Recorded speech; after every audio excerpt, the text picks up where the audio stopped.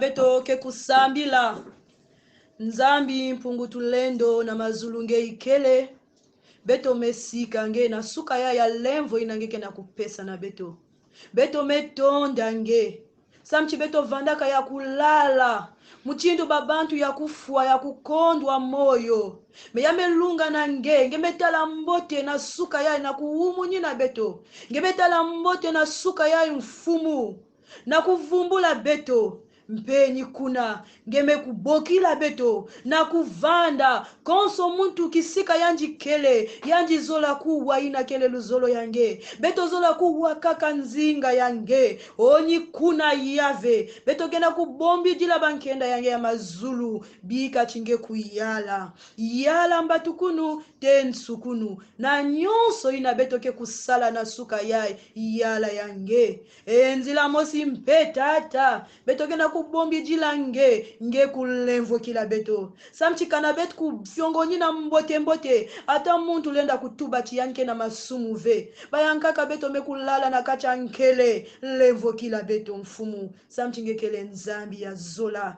chibika chimpeve yange kusajila beto mpeve ya longo kuyala mvimba konso muntu na kilokola yae sajila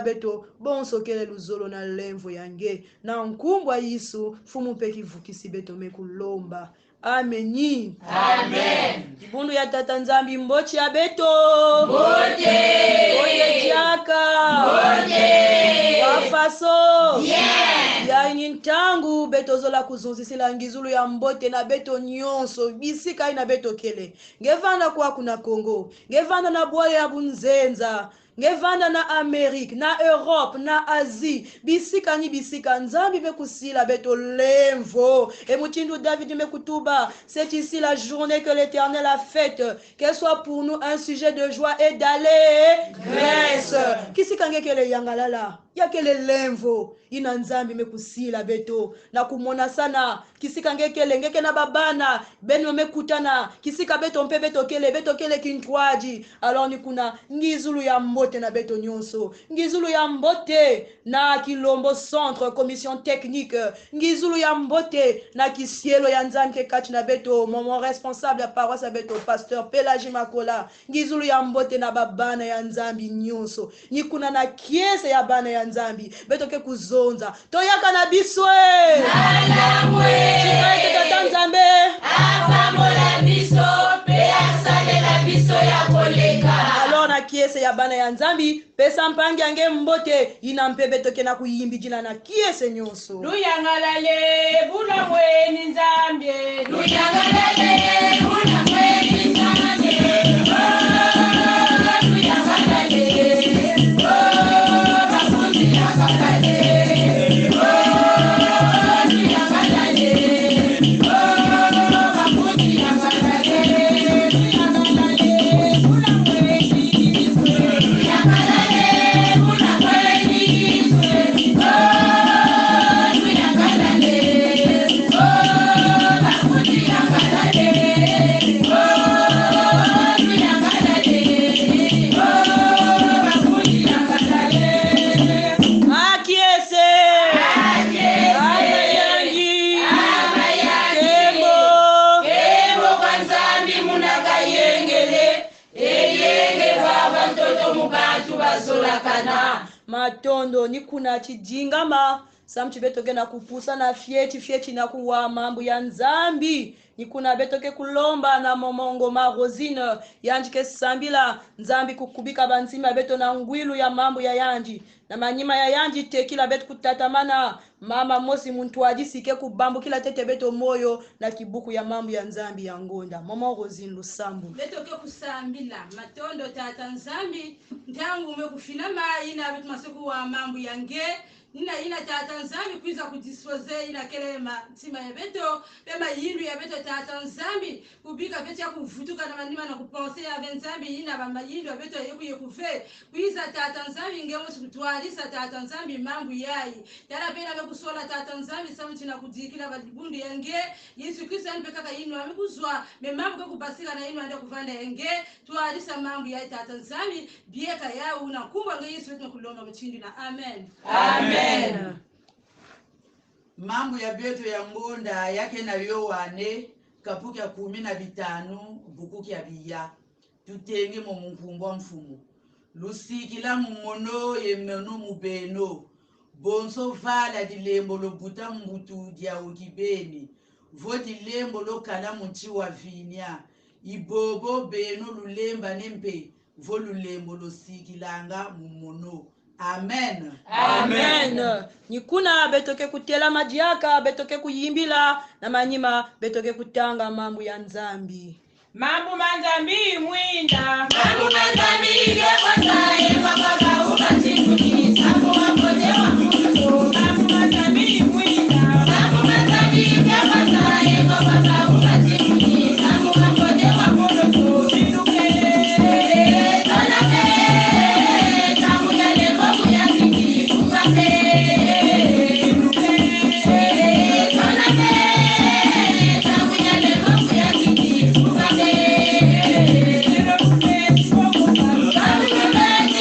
Bye.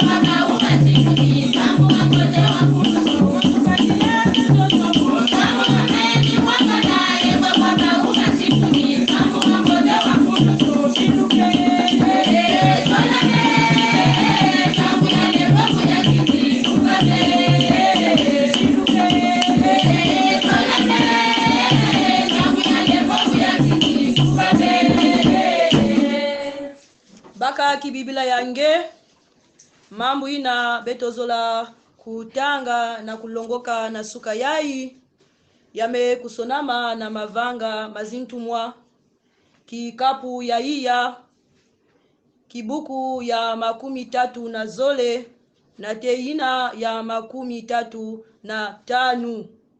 Actes des apôtres au chapitre 4 les versets 32 à 35. Nkele na kibibila ya lumputu mke kutanga na version na kele na ya munu ngepe tanga na kibibila yange. Beto kutanga na nkumbu ya Yesu. La multitude de ceux qui avaient cru n'était qu'un cœur et qu'une âme. Nul ne disait que ses biens lui appartinssent en propre, mais tout était commun entre eux. Les apôtres rendaient avec beaucoup de force témoignage de la résurrection du Seigneur Jésus, et une grande grâce reposait sur eux tous, car il n'y avait parmi eux aucun indigent. Tous ceux qui possédaient des champs ou des maisons les vendaient, apportaient le prix de ce qu'ils avaient vendu, et le déposaient aux pieds des apôtres, et l'on faisait des distributions à chacun selon qu'il en avait besoin. Amen. Amen. Jibundu ya nzambi betoke na kubanda lumingu yai na itu ya nsamu inabame kupesa na beto yame kuzonza kintwaji ya mvwilu lisanga ya biloko to na lumputu la communauté des biens, la communauté des biens. Ina ni mambu beto ke kulongoka lumingu yai ebubu yai nzambi mekusila beto lemvo mambu yai beto mekwiza kutanga yamekusonama na wapi contexte yamekuvanda ba disciple Yesu tekela yani kukwena na jizulu yani mekuzonza na bauchi beno kuvanda tete na Yerusalem beno kukwena tete ve beno kuvingila mamuke kufidisila beno ngolo ni mpeve ya longo samti na ntangu mpeve ya longo ke kukwiza yani ke kutuajisa beno aloni kuna ba disciple bakele na kuvingila ina bake na kuvingila nzambi mchindo yankele nzambi yanke vunaka ve yani mekufidisila bau mpeve ya longo amekufidisila bau mpeve ya longo alona ntangu mpeve mekukulumuna akati na bau bimangu mekutalana bayankaka bakomose kubikula bayankaka bakomose kuzonza epetelo mekutelama yanji komose kulonga mambu ya tata nzambi enyi kuna mpebe tokena kubtala chi jibundu mekuboto kwa nina ntangu yina alors ina mpeve mekusala wapi bidimbu mpeve mekudukula to wapi bidimbu ina mpeve mekusala yakomose kutalana kati na babantu alors ni mambu ya bet mekwiza kutanga ba disciple ya Yesu Kristo bavanaka na zola bavanaka na zola alors ni na zola ina bavanaka kusala nyonso na kintwaji na kintwaji ya bana ya nzambi muchindu betke kuyimbilaka yau kaji kintwaji kivana na ngolo mabanga mantungulu na luchili loche alors ni nzimbu ina ni faso ina bamekusala nyonso na kintwaji baina vandaka na bainzo baina vandaka na bilanga bake kutekisa bake kunata bake kupesa na ba disciple ina vandaka responsable buna na manima bake kusala eki bake kukabula bake kupesa na konso muntu selon ina vandaka besoin ya yanji yame kusuka kaka kuna ve bavanaka kulonga diaka mambu ya tata nzambi na ngolo nyonso bimangu kisalu ina mpeve mekusala kati na bau enyi kuna betke na kutala ya mekiuvu ni ya ngana bubu ya ipe beto lenda kuzonda chibeto kele muchinu mampangi baina kutekijilaka beto sam chibeto kutambulaka deja mpeve ya longo me wapi muchindu betke kuvandilaka beto na beto ngana kintwaji ya wikele kana mpangi ya munu kena kukondwa kima eske mukena kunachina yanji lusadusu ya munu bebantangu ya kaka ya kele kiaji betkena kutala kati na bankwa Kristo ngekena kuvanda kisika mosi na mpangi yange yankena kacha mpasi atankena kubela ngena kusadisa yanji asiki me awa beto mekutala muchindu ba disciple mekusala ils ont tout mis en commun ata mosi vanaka kuzonza vechi ve yai kusimba ve yakele ya munu ve me ba nyonso bavanaka kutala chi beto nyonso beto kele babana ya tata nzambi buna bavwilu ya beto nyonso mpe beto fana kusala iki kutula ya na kintwaji kukabula mpe na ki ntwaji oui bubu ya mpe nzambi kena kubambukila jaka ngena munu moyo na suka yae beto kena kubanda lumingu beto kena kubanda kilumbu journée wapi mavanga ina ya mbote ina ngeke kusongisa kana ngembe kubasika na nzila ngembe kutala mpangi na kacha mpasi eske yelenda kusadisa yanji même kati na beto na kati ya dibundu deux fois beto kele groupe mosi me na kusadisa bampangi ya kele mpasi me bubu ya beto fana kuzaba chi mvwilu ya mpangi ya kele mvwilu ya munu samchi beto nyonso babana ya tata nzambi. Nous sommes les enfants d'un même père. Beto fana kusala sana beto fana kusadisa bampangi beto kubika munyimi kele mbote ve awa bakena kulakisa beto exemple ya mbote bamilongo ki bame kusala munyimi ve beto kubika munyimi beto kubika kifu ya kuzonza chi ya munu kusimba ve gemeza ba wafaso musalaka na kuzwaya gemeza baba mpasi na musalaka ve be bampasi yange inange salaka ke kisalu mpeve pesa kange ngolo na kusala ya. Alors il faut faire bénéficier aussi aux autres nos avoirs, le fruit de notre travail. Nikuna bikati nzambi kusadisa beto dibundu ya nzambi beto kuyindula mambo ya mbote beto kutunga zola kati na beto kusadisa bampangi beto kuzola sana ya kejika buna beto ke kutala china kisalu na beto kusala samna nzambi ke kubika beto ve et nous aussi beto mpe beto ke kuvana muchini ba milongoki na ntangu beto ke kulonga mambu puisque beto ke na zola ba beto ke kustala chi beto ke kulonga avec toute la puissance nzambi kusadisa beto nzambi kusakumuna mambu ya yanji amen. Beto ke kulomba na mosi kati na beto na kusambila samna mambu ya nzambi beto kusambila jaga na nge tata ya beto nzambi na mazulu ndete tambula matondo ya kati ya banchima ya beto na ina ngeme kupesa beto kilumbu yae muchinu mukayulu ni kuna tondo ya nge tata nzambi otondo asamu chingeke nzambi ya ngitukulu mambu ya ngeme kunoka muchinu mvula ni kuna sadisa beto tata nzambi kuwa kaka ve mebeto kubumba pe kusadila yao pasi kizingu ya beto kutongoswa ovutula pe kikungu na yani mutume kujikila beto sa muchani kele muntu pe na toto yae sadisa beto nange wila beto muchindu kele zula na levo yange na kumbu ya Yesu Kristo mfumu ya beto mekusambila amen. Muntu ajisike kunata beto na couple refrain samchi beto zola kubaka minute ya lusambulu nzimbu inake kukotisa beto na lusambulu betke sambila samna beto mosi betke sambila samna dibundu betke sambila mpe samna insi ya beto o Yesu vovele kile jibunga ko baya sola mukweza fase mungolo tajite na nukakana ye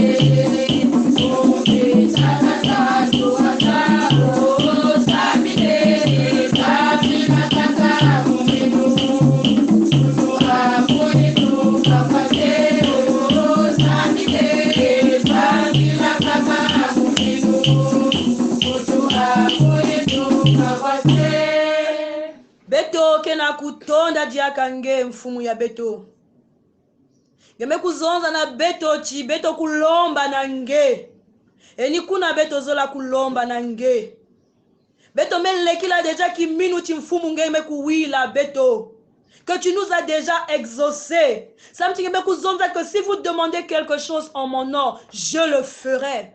Na suka ya lemvo beto kena kubombidila nge samna ba makanda ya beto mfumu beto kena kukwamuswa bimbevo bumputu bamambu ya muchindu na muchindu chômage ba stérilité kondwa bakwela tata nzamba mpasi mingi baina kena kutekisa na banzandu bantangu ya nkaka bakena kuzwave ba client baina kena kukwenda na la fonction publique bakena kubwabana na banvita bata baina kena privé mpe bakena kubwabana na banvita. Seigneur, mais ce matin, tu nous rassures.